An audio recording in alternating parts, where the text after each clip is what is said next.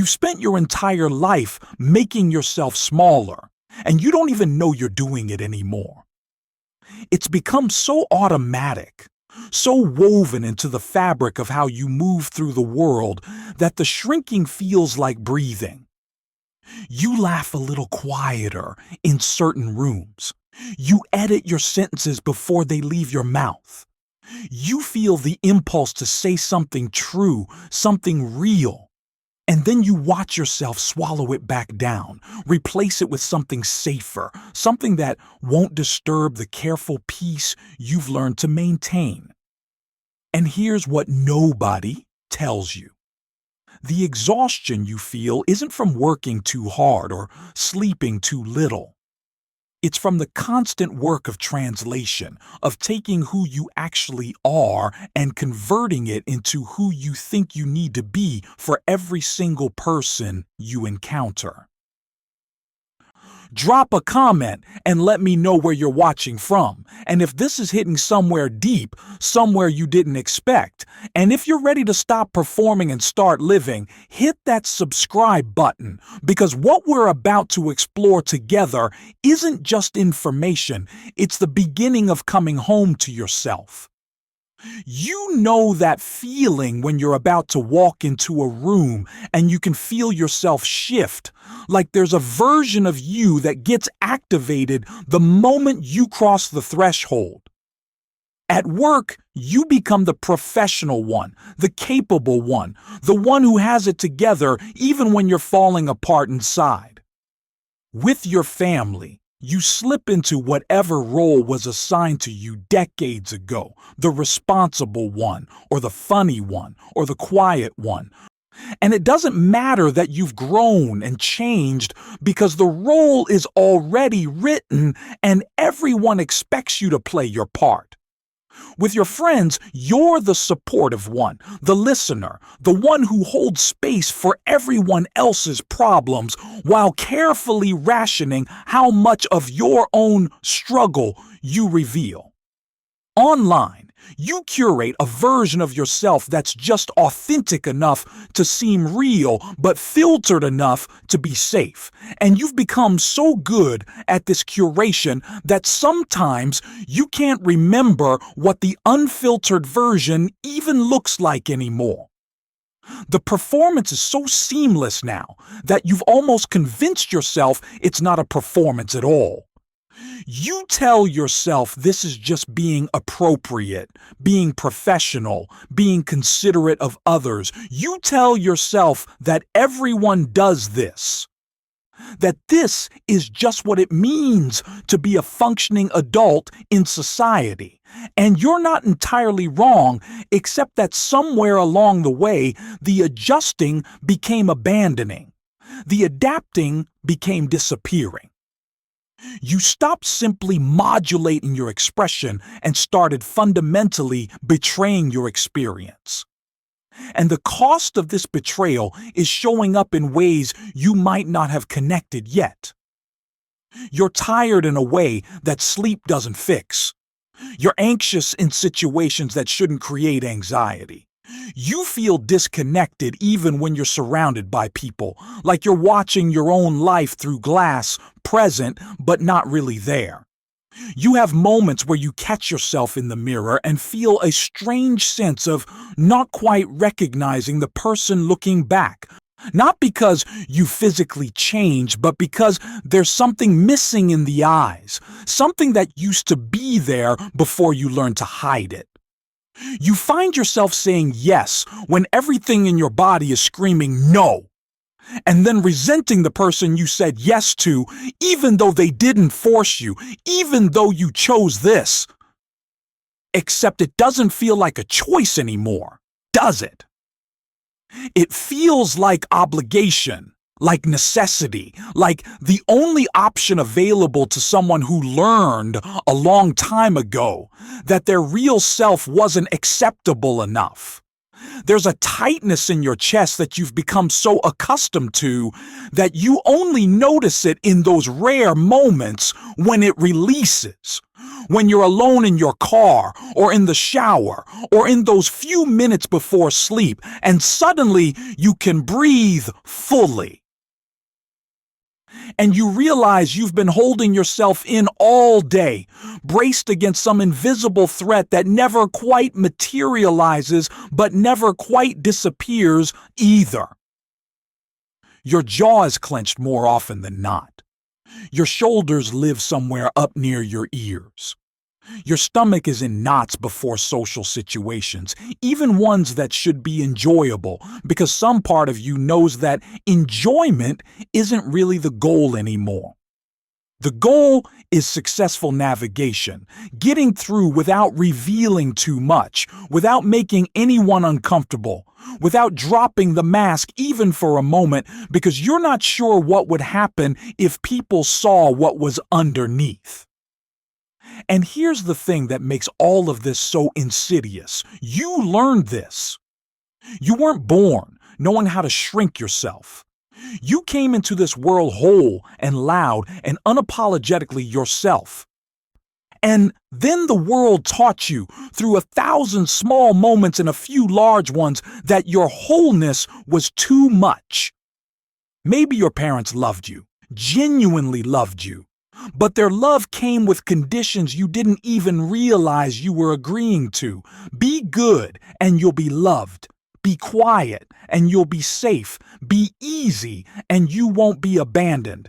Don't be too much, too loud, too needy, too emotional, too anything, because love is something you have to earn by being the right kind of person, and the right kind of person is whatever makes everyone else comfortable. You remember the first time you shared something true and watched the adults in your life become uncomfortable. Maybe you expressed anger and were told that wasn't acceptable, that good children don't feel that way, so you learned to smile when you wanted to scream.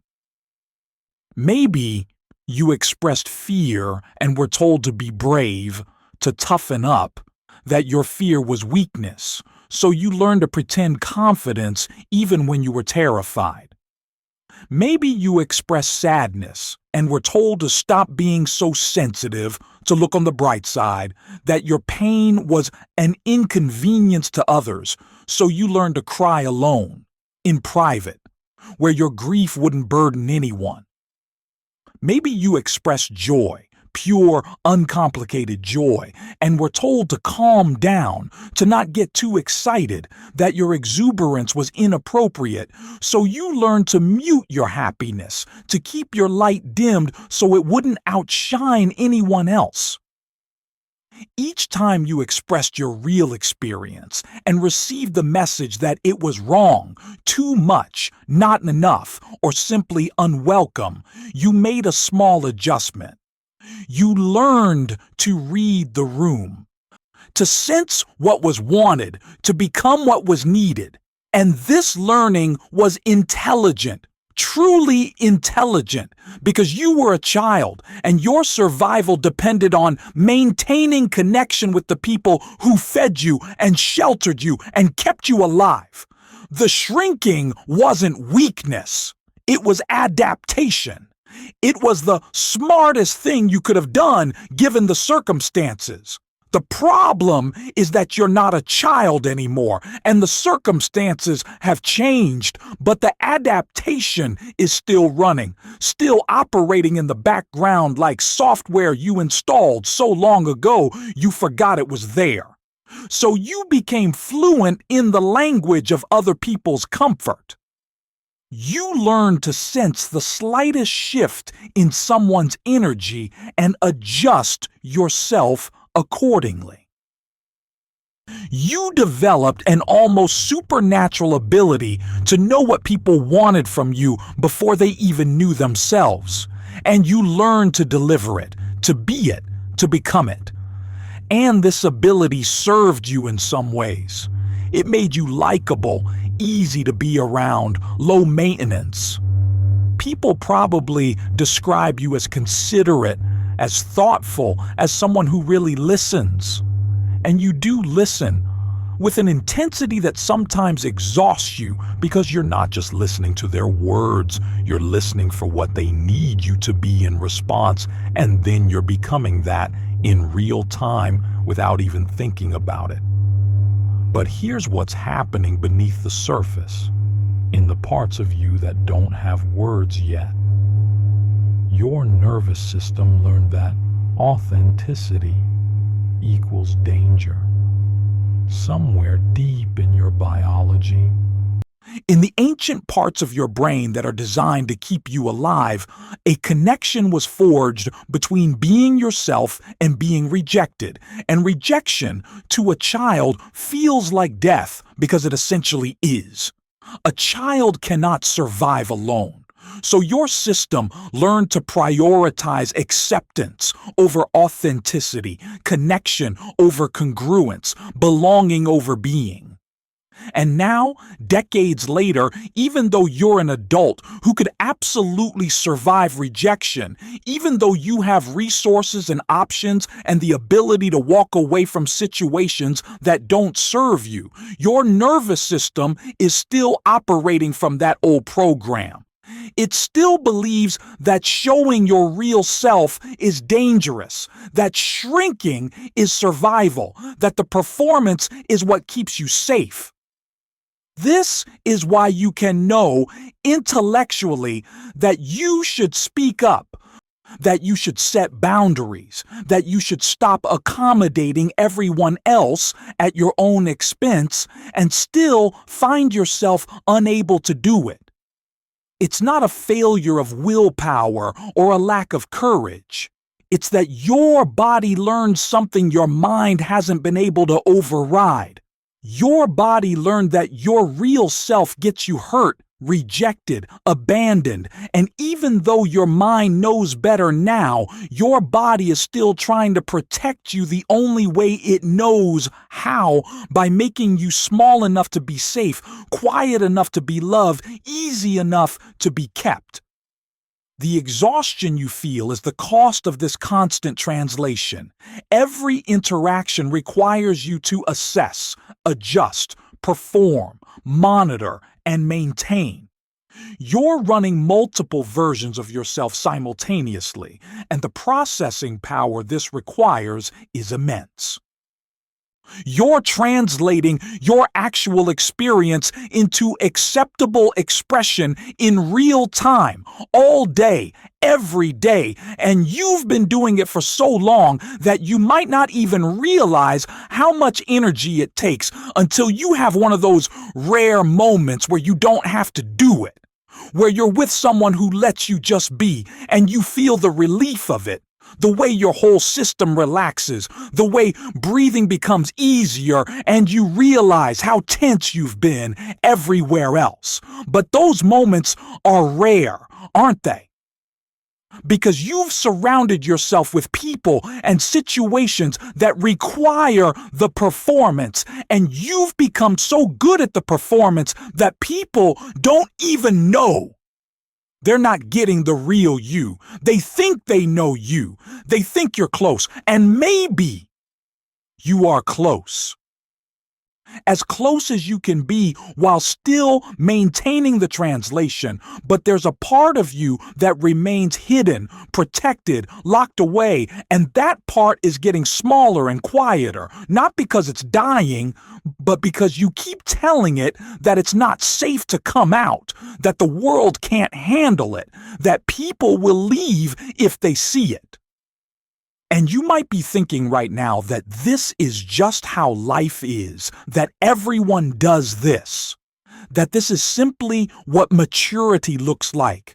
Part of you wants to close this, to dismiss it, to say that you're fine, that you don't shrink, that you're just being reasonable and appropriate and considerate.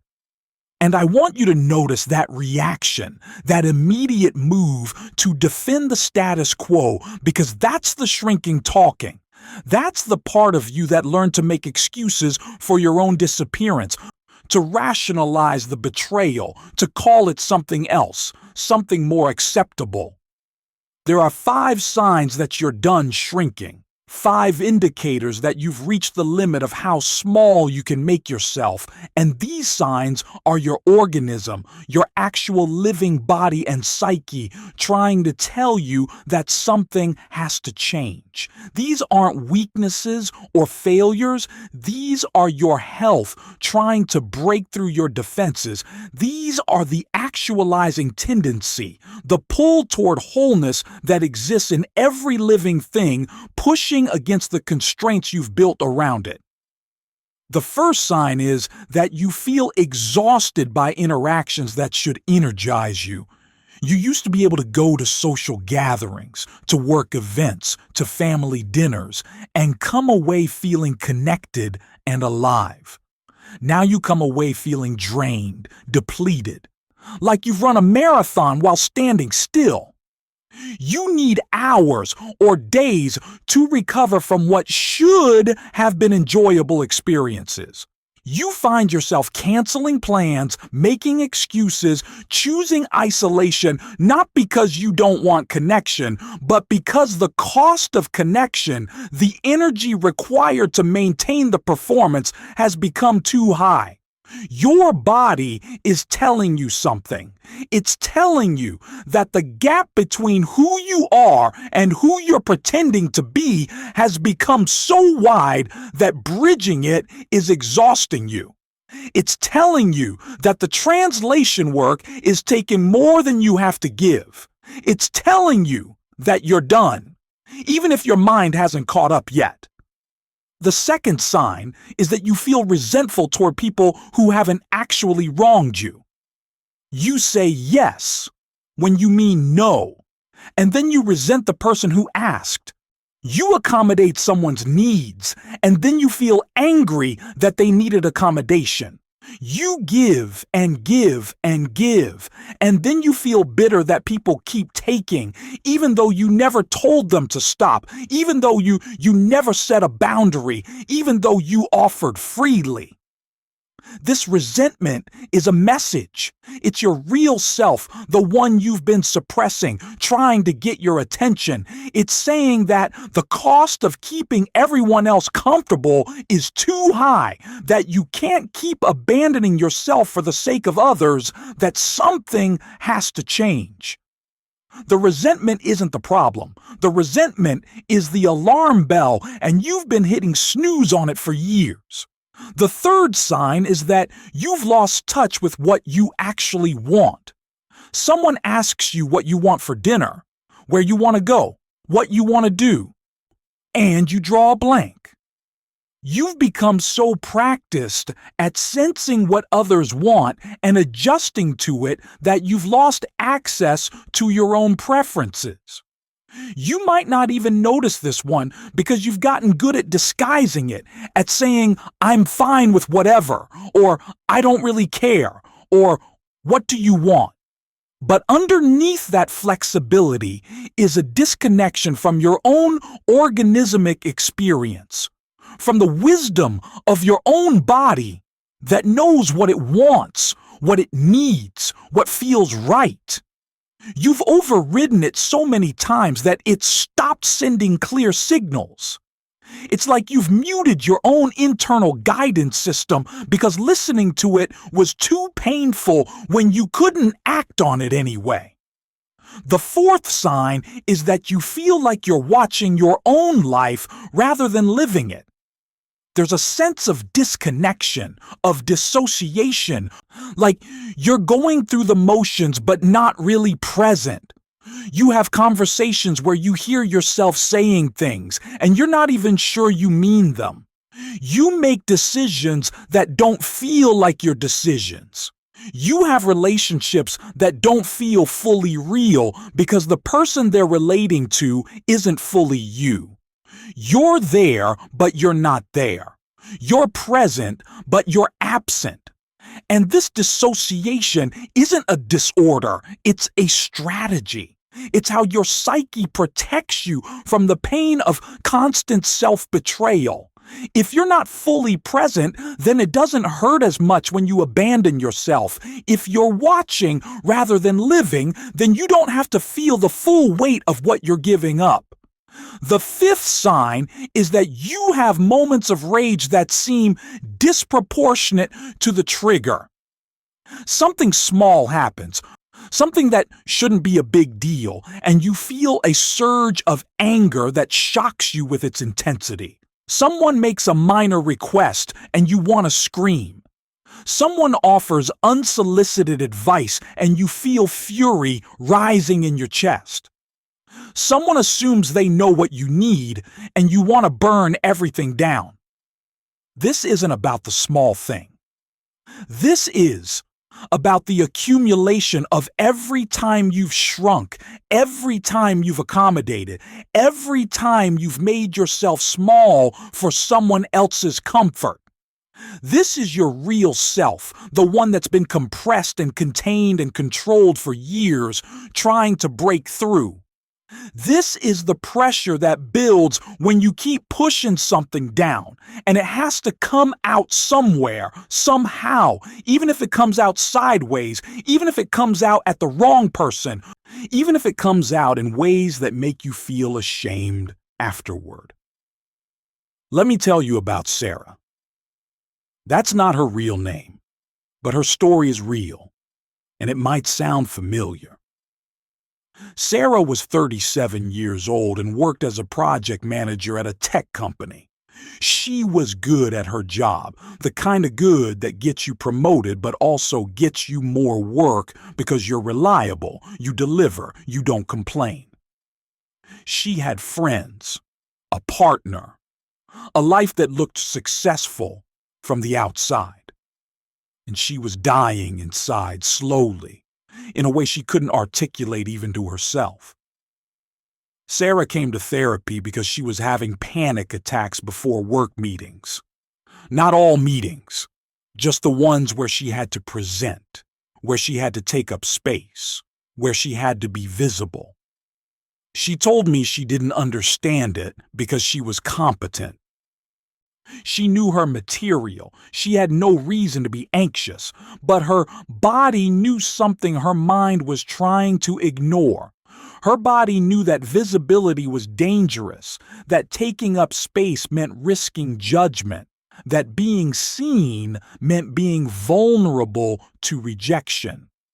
We started exploring how Sarah showed up in different contexts, and a pattern emerged. At work, she was the accommodating one, the one who took on extra projects when her colleagues were overwhelmed, who stayed late to help others meet their deadlines, who softened her ideas in meetings so they wouldn't threaten anyone. With her partner, she was the easy one, the one who didn't have strong preferences about where they ate or what they watched, who initiated sex even when she wasn't in the mood because she didn't want to disappoint, who laughed at jokes she didn't find funny because it made him happy. With her friends, she was the listener, the supporter, the one who showed up for everyone else's crises but rarely shared her own struggles because she didn't want to burden anyone. Sarah had spent so many years being what everyone else needed that she'd lost touch with who she actually was. When I asked her what she wanted, really wanted, not what she thought she should want or what would make others happy, she started crying. She said she didn't know. She said she used to know, back before she learned that wanting things was selfish. Back before she learned that her needs were too much. Back before she learned that love was something you earn by being low maintenance. The panic attacks were her body's last-ditch effort to make her pay attention. They were saying, in the only language her body had left, that she couldn't keep doing this, that the cost of constant self-betrayal was too high, that something had to change. And Sarah was terrified because she didn't know who she would be if she stopped performing. She didn't know if people would still love her if she stopped being so easy. She didn't know if she would still be valuable if she stopped being so useful. We worked together for months, and the work wasn't about becoming a different person. It was about stopping the work of being someone else It was about letting her real self, the one that had been hiding for decades, start to emerge. And it was messy. Her partner was confused when she started expressing preferences, started saying no, started taking up more space in the relationship. Some of her friends drifted away when she stopped being available for every crisis, when she started setting boundaries around her time and energy. At work, there was pushback when she stopped taking on extra projects, when she started advocating for her ideas without softening them, when she started being visible without apologizing for it. But something else started happening too. Sarah started sleeping better. The panic attacks decreased and then stopped.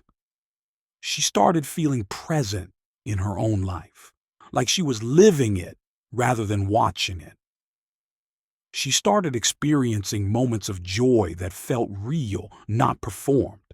She started trusting herself again, trusting that her needs were legitimate, that her preferences mattered, that her real self was not only acceptable but necessary. And yes, some relationships ended or changed, but new ones formed. Deeper ones, with people who were attracted to her authenticity rather than her accommodation. She found her way to a kind of aliveness she'd forgotten was possible. Sarah's transformation didn't happen because she learned new techniques or strategies. It happened because she stopped doing the thing that was killing her. She stopped shrinking. She stopped translating. She stopped performing. And in the space that opened up when she stopped all that exhausting work, her real self had room to breathe, to grow, to exist without apology. But here's what Sarah had to face, and what you'll have to face too if you choose this path. When you stop shrinking, the people around you will notice. They'll feel the shift, and some of them won't like it. Not because they're bad people, but because they've gotten used to the version of you that accommodates them, and they've built their relationship with you around that accommodation. When you start showing up differently, when you start taking up more space, when you start expressing your real needs and preferences and boundaries, it disrupts the system. Your family might accuse you of changing, of not being yourself anymore.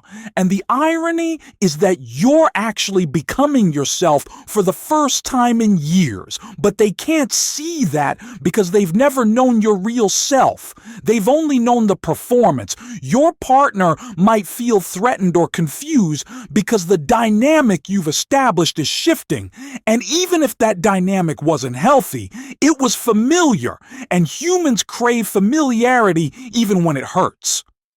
Your friends might feel abandoned or judged when you start setting boundaries, when you stop being available in the same ways, when you start prioritizing your own needs alongside theirs. This is where most people turn back. This is where the discomfort of other people's discomfort becomes too much, and you start shrinking again, start accommodating again, start performing again, because it seems easier than dealing with the pushback. And it is easier in the short term. But the long-term cost is your life, your actual living, breathing, real life, spent in service of a performance that exhausts you and a self-betrayal that's killing you slowly. The system you're part of, whether it's your family system, your work system, your friend system, has organized itself around you being a certain way. You've been the accommodating one, the easy one, the helpful one, and the system has come to rely on that. When you change, the system has to reorganize, and systems resist reorganization because it's destabilizing. So the system will push back. It will try to get you to return to your old role. It will use guilt, anger, confusion, or withdrawal to pull you back into the familiar pattern. And you have to decide in those moments of pushback whether you're going to honor yourself or the system, whether you're going to choose authenticity or accommodation, whether you're going to live your life or perform it. And this isn't a one-time decision. It's 1,000 small decisions made every day, in every interaction, in every moment, when you feel the pull to shrink and you have to choose whether to resist it or give in to it. Let me tell you about Marcus. Marcus was 42, a high school teacher, married with 2 kids. He came from a family where emotions weren't discussed, where vulnerability was weakness, where men were supposed to be strong and stoic and uncomplicated. Marcus had learned early that his sensitivity was a problem, that his tendency to feel things deeply was something to hide, something shameful. So he'd built a persona of competence and control, and he'd worn it for so long that he'd almost convinced himself it was real. But Marcus was struggling. He was having trouble sleeping, trouble concentrating, and he'd started having these moments where he'd be in the middle of teaching a class or having dinner with his family, and he'd feel this overwhelming urge to run, to escape, to get away from everyone and everything. He didn't understand it. His life was fine. He had a stable job, a good marriage, healthy kids. There was no reason for him to feel this way, except there was. Marcus had spent 42 years suppressing his real emotional experience, and it was finally catching up with him. He'd learned to smile when he was sad, to laugh when he was angry, to project confidence when he was terrified. He'd learned to be what his father wanted, what his wife needed, what his students expected. And he'd lost touch with what he actually felt, what he actually needed, who he actually was beneath all the performing. We started working with Marcus's body because his mind had gotten so good at the performance that it couldn't distinguish between what was real and what was strategic. We started paying attention to what his body was telling him, the tightness in his chest, the knot in his stomach, the tension in his shoulders. We started treating these physical sensations not as problems to be solved, but as information to be received. His body was trying to tell him something his mind wouldn't let him hear. And slowly, Marcus started to reconnect with his real emotional experience. He started to notice when he was sad, even when there was no acceptable reason for the sadness. He started to notice when he was angry, even when expressing that anger would be inconvenient. He started to notice when he was scared, even when admitting fear felt like weakness. And as he started to notice these feelings, he started to realize how much energy he'd been spending suppressing them, how exhausting it was to constantly override his own experience, how much of his life he'd been missing by being so defended against his own feelings. The shift for Marcus came when his teenage daughter was going through a difficult time, struggling with anxiety and depression. She came to him one night, crying, and asked him if he ever felt scared or overwhelmed. And Marcus had this moment where he could feel the old response rising, the reassurance, the strength, the everything's going to be okay that would make her feel better and maintain his role as the strong father who has it all together. But something stopped him. Maybe it was the work we'd been doing. Maybe it was seeing his own pattern playing out in his daughter, watching her learn to hide her real experience the same way he had. Maybe it was just exhaustion with the performance. Whatever it was, Marcus made a different choice. He told her the truth. He told her that, yes, he felt scared and overwhelmed sometimes, that he struggled with anxiety too, that he didn't always have it together even though he pretended to. And his daughter looked at him with this expression of relief and recognition, and she said, "I thought I was the only one. I thought something was wrong with me." That moment changed something for Marcus. He realized that his performance wasn't protecting anyone. It was actually harming the people he loved by teaching them that their real experiences weren't acceptable, that they had to hide and perform too. He realized that his strength wasn't in having it all together, it was in being real about not having it all together. He realized that vulnerability wasn't weakness. It was the only path to genuine connection. Marcus started showing up differently after that. Not all at once, not perfectly, but gradually. He started being more honest with his wife about his struggles. He started being more real with his students, sharing his own uncertainties and failures alongside his successes.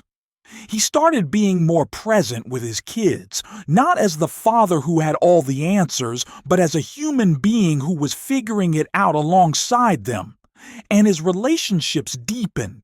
The connection he'd been craving, the intimacy he'd been missing, started to emerge, not because he got better at performing, but because he stopped performing altogether. But Marcus also lost some things. Some of his colleagues were uncomfortable with his newfound honesty, preferred the old Marcus who was always positive and uncomplicated. Some of his old friends drifted away because they couldn't handle the vulnerability, couldn't meet him in the deeper place he was inhabiting.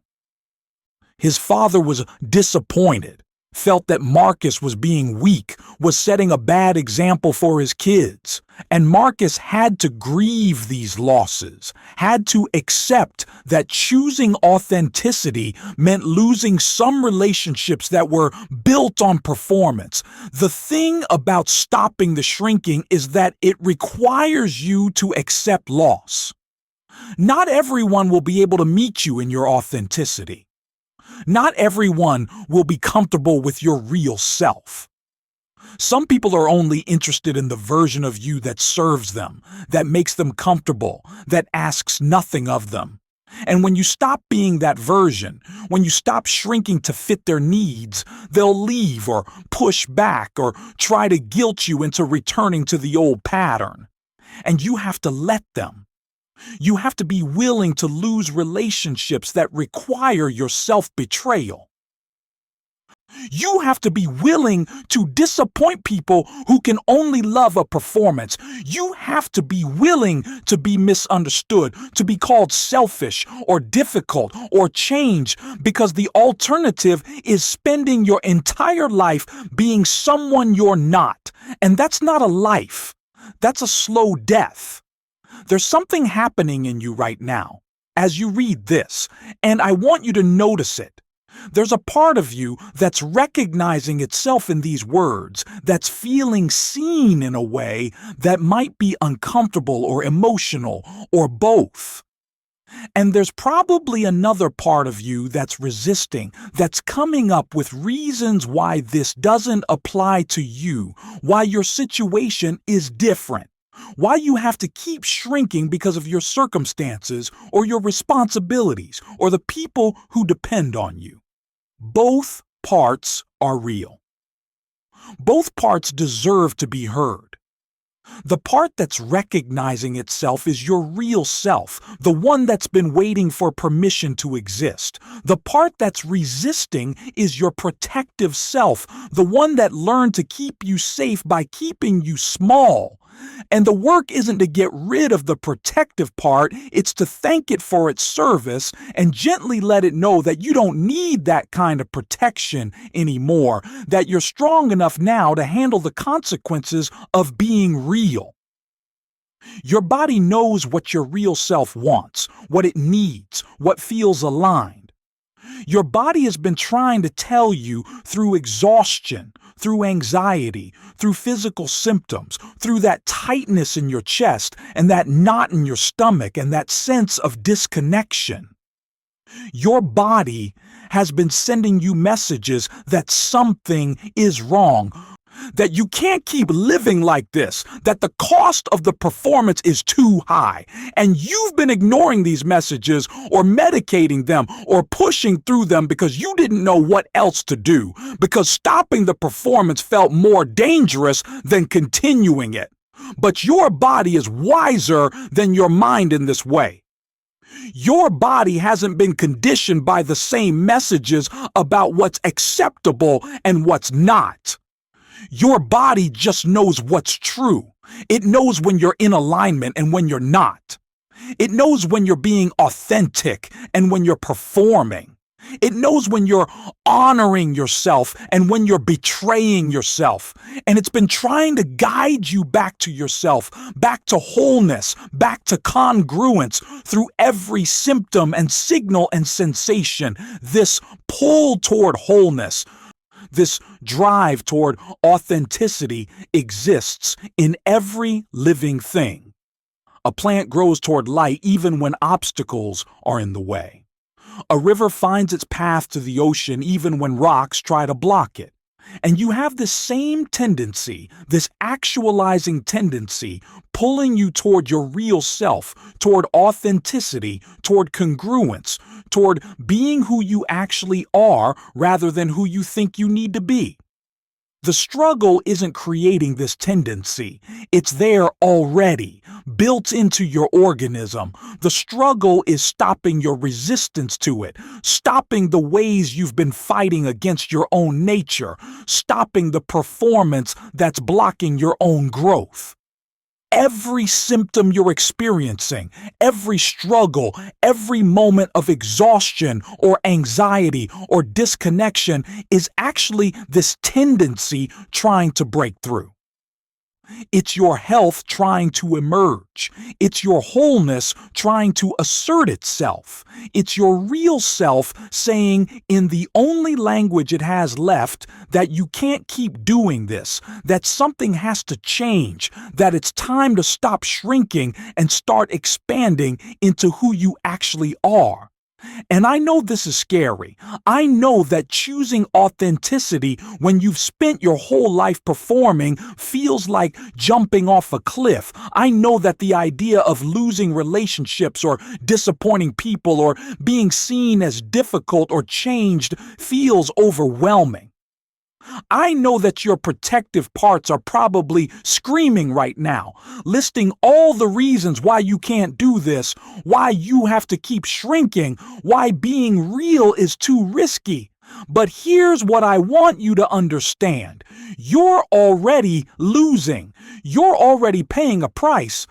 The cost of the performance is your life, your actual living, breathing, real life, spent in service of other people's comfort and your own fear, the exhaustion, the disconnection, the resentment, the loss of yourself. These aren't small prices. These are everything. You're sacrificing everything to maintain a performance that's killing you. And the thing is, you can't keep doing this indefinitely. Your body won't let you. The actualizing tendency won't let you. At some point, something will break, either your health or your relationships or your sense of self, and you'll be forced to change anyway. So the question isn't whether you'll change, it's whether you'll choose the change or wait for it to be forced upon you through crisis. What would it be like to stop shrinking? What would it feel like in your body to take up the space you actually need, to express what you actually feel, to want what you actually want without apology or justification? What would it be like to show up as your real self, messy and complicated and imperfect and real, and trust that the people who are meant to be in your life will be able to handle it, will even prefer it? I'm not suggesting this will be easy. I'm not promising that everyone will understand or support you. I'm not saying there won't be loss or difficulty or moments where you question whether it's worth it. What I'm saying is that the alternative, continuing to shrink, continuing to perform, continuing to betray yourself for the comfort of others, that's not sustainable. That's not a life. That's a slow disappearance. You have a choice right now, in this moment. You can close this and go back to the performance, back to the shrinking, back to the exhausting work of being someone you're not. And I understand that impulse, I really do, because the familiar feels safer even when it's killing you. Or you can start right now with one small act of authenticity, one moment where you don't shrink, one interaction where you say what you actually mean, one boundary where you honor your actual needs, one choice to be real instead of acceptable. You don't have to transform everything at once. You don't have to blow up your life or have difficult conversations with everyone you know or suddenly become completely different. You just have to start. You have to make one choice and then another to honor your real self instead of abandoning it. You have to start paying attention to what your body is telling you, to what your real self wants, to what feels aligned versus what feels like performance. And when you feel the pull to shrink, because you will, because that pattern is deeply ingrained, you have to pause and ask yourself, is this who I actually am? Or is this who I think I need to be? Is this what I actually want? Or is this what I think I should want? Is this my real self or my performed self? And then you have to make a choice. A conscious choice about which one you're going to honor. Some days you'll choose the performance because it feels safer or easier or necessary in that moment, and that's okay. This isn't about perfection. This isn't about never shrinking again. This is about starting to notice when you're doing it, starting to question whether it's necessary, starting to experiment with being real, starting to trust that your authentic self is not only acceptable but necessary. The people who are meant to be in your life will be able to handle your authenticity. They'll prefer it, actually, because real connection only happens between real people, and you can't have real connection when you're performing. The relationships you lose by being authentic weren't real relationships anyway. They were transactions, arrangements where you provided a service in exchange for acceptance, and that's not love. That's a contract. Real love, genuine connection, deep intimacy. These only become possible when you stop shrinking, when you show up as who you actually are, when you trust that your real self is enough. And maybe it won't be enough for everyone. And that's okay. Because you're not looking for everyone. You're looking for your people, the ones who can meet you in your authenticity, the ones who don't need you to be small or easy or uncomplicated. You've spent enough of your life making yourself smaller for others. You've spent enough energy translating your experience into something more palatable. You've spent enough time betraying yourself for the comfort of people who might not even notice or appreciate the sacrifice, and your body is telling you through exhaustion and anxiety and disconnection that it's time to stop, that you can't keep doing this, that something has to change. So here's what I want you to do. I want you to notice, just notice, the next time you feel yourself shrinking, notice what it feels like in your body. Notice what triggers it. Notice what you're afraid will happen if you don't shrink. And then, if it feels possible, if it feels even remotely safe, I want you to try something different. I want you to take up a little more space. I want you to say what you actually mean.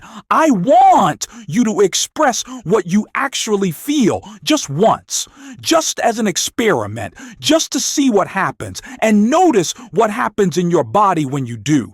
Notice if the catastrophe you feared actually materializes or if something else happens instead. Notice if the person can actually handle your authenticity or if they push back. Notice how it feels to be real, even for a moment, even imperfectly, even scared. This is how you start, not with a grand transformation or a dramatic announcement or a complete overhaul of your life.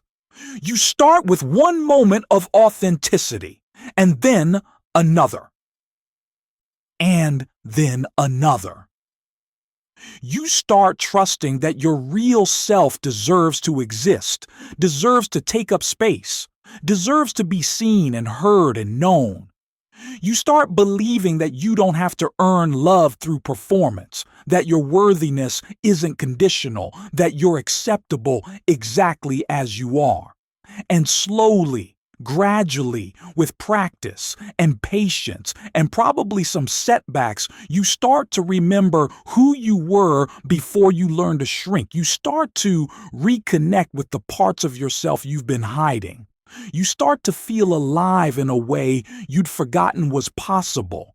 You start to experience the relief of not having to perform anymore, the freedom of being real, the joy of genuine connection with people who actually know you. This is what's available to you, not perfection, not ease, not a life without difficulty or loss or challenge, but a life that's actually yours, lived from your center, aligned with your truth, authentic and real and whole. A life where you're not watching from the outside, but living from the inside. A life where your relationships are real because you're real in them. A life where you can breathe fully because you're not holding yourself in anymore. You're done shrinking. You might not know it yet. You might still be trying to convince yourself that you can keep doing this, that it's not that bad, that everyone else manages, so why can't you? But your body knows. Your real self knows. The exhaustion knows. The resentment knows. The disconnection knows. You're done. And now it's just a matter of whether you're going to honor that or keep fighting it. I hope you'll honor it. I hope you'll start today, right now, with one small act of choosing yourself. I hope you'll trust that your authentic self is not only acceptable, but necessary, not only enough, but exactly what the world needs from you. I hope you'll have the courage to disappoint the people who can only love your performance. I hope you'll have the strength to lose the relationships that require your self-betrayal. I hope you'll have the faith to believe that on the other side of the shrinking is a life worth living, a self worth being, a wholeness worth the risk. You've been small for long enough. It's time to take up space. It's time to be real. It's time to stop shrinking and start living. And if you need permission, if you're waiting for someone to tell you it's okay, here it is.